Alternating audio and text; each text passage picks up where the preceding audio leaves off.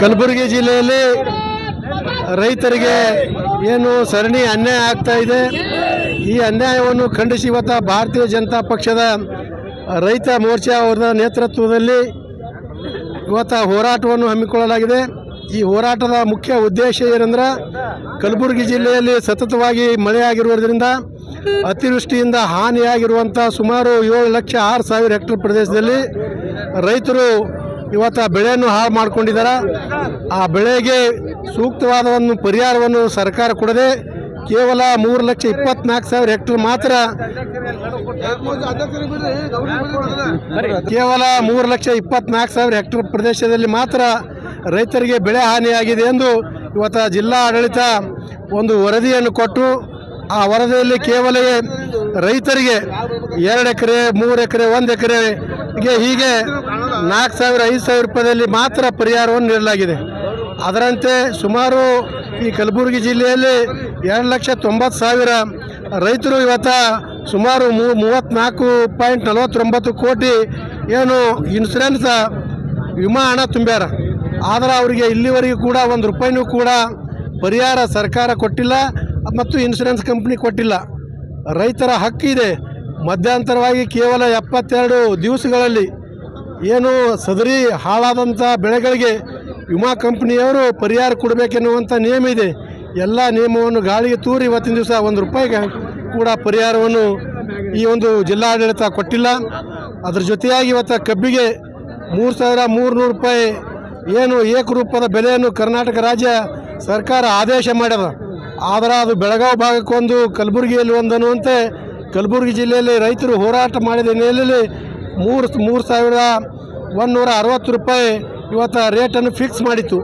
ಆದರೆ ಏಕಾಏಕಿ ಜಿಲ್ಲಾ ಉಸ್ತುವಾರಿ ಮಂತ್ರಿಗಳು ಬಂದು ಇವತ್ತು ಏನು ಸಕ್ಕರೆ ಕಾರ್ಖಾನೆಗಳವ್ರ ಜೊತೆ ಒಳ ಒಪ್ಪಂದ ಮಾಡಿಕೊಂಡು ಕೇವಲ 2,900 ರೂಪಾಯಿ ಅವ್ರು ಕೊಡ್ತಾರ, 50 ರೂಪಾಯಿ ಸರ್ಕಾರ ಕೊಡ್ತದ, 50 ರೂಪಾಯಿ ಏನು ಕಾರ್ಖಾನೆಯವ್ರು ಕೊಡ್ತಾರ ತಿಳ್ಕೊಂಡು 3,000 ರೂಪಾಯಿ ಮಾಡಿದ್ದು ಇವತ್ತು ಸರ್ಕಾರಕ್ಕೆ ಮಾಡಿದಂಥ ಮೋಸ ಆಗ್ಯದ. ಅದರಂತೆ ಇವತ್ತು ಸರ್ಕಾರ ಏನು ಈ ನಮ್ಮ ರೈತರಿಗೆ ಕೊಡಬೇಕಾದಂಥ ಹಾಲಿನ ಪ್ರೋತ್ಸಾಹನ ಆಗಿರ್ಬೋದು ಮತ್ತು ಪ್ರಧಾನಮಂತ್ರಿ ಕಿಸಾನ್ ಸಮ್ಮಾನ ಯೋಜನೆಯಲ್ಲಿ ಇವತ್ತು ರೈತರಿಗೆ ಪ್ರತಿ ಒಂದು ರೈತರಿಗೆ 4,000 ರೂಪಾಯಿ ಕೊಡೋದಾಗಿರ್ಬೋದು.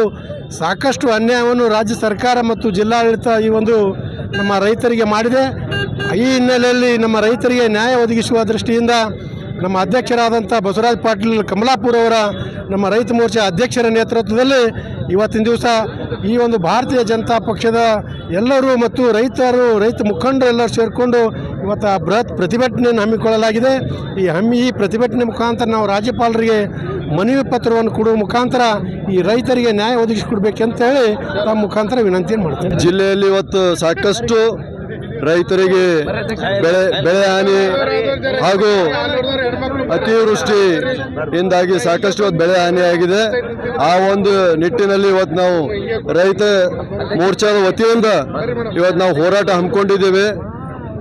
ಈಗಾಗಲೇ ಸರ್ಕಾರ ಕಬ್ಬು ಬೆಳೆಗಾರರಿಗೆ ಏಕರೂಪದ ಬೆಲೆ ಅಂತ ಹೇಳಿಕೆಸಿಂದ 3,300 ರೂಪಾಯಿ ಫಿಕ್ಸ್ ಮಾಡಿದೆ. ಆದರೆ ಇವತ್ತು ಗುಲ್ಬರ್ಗ ಜಿಲ್ಲೆ ಇವತ್ತು ಯಾವ ಇದಕ್ಕೆ ಹೋಗಿದೆ ಅಂತಂದ್ರೆ ನಮ್ಮ ಜಿಲ್ಲೆ ಉಸ್ತುವಾರಿ ಸಚಿವರು ಕೊಡುವಂಥ ಇವತ್ತು ಸರ್ಕಾರ ಇವತ್ತು CM ಅವರೇ ಮಾನ್ಯ ಮುಖ್ಯಮಂತ್ರಿಗಳೇ ಇವತ್ತು ಅನೌನ್ಸ್ ಮಾಡಿದರು 3,300 ಅಂತೇಳಿ.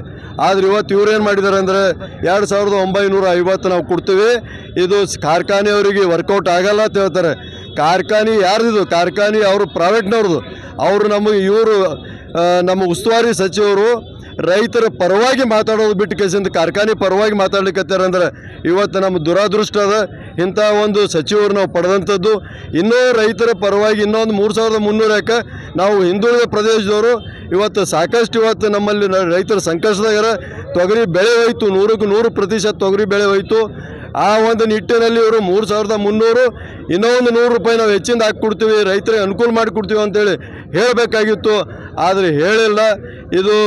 ಇದು ನಾವು ಖಂಡಿಸ್ತೀವಿ.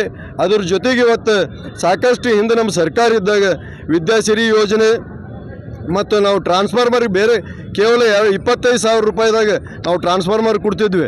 ಆದರೆ ಇವತ್ತು 3 ಲಕ್ಷ ಕೊಟ್ಟರು ಇವತ್ತು ನಮಗೆ ರೈತರಿಗೆ ಒಬ್ಬ ರೈತ ಟ್ರಾನ್ಸ್ಫಾರ್ಮರ್ ಹಾಕೊಳ್ಳೋಕೆ ಆಗ್ತಾ ಇಲ್ಲ. ಇಂಥವು ಸಾಕಷ್ಟು ಇವತ್ತು ರೈತ ವಿರೋಧಿ ಇವತ್ತು ಧೋರಣೆ ಇವತ್ತು ಸರ್ಕಾರ ತಾಳ್ತಾ ಇದೆ.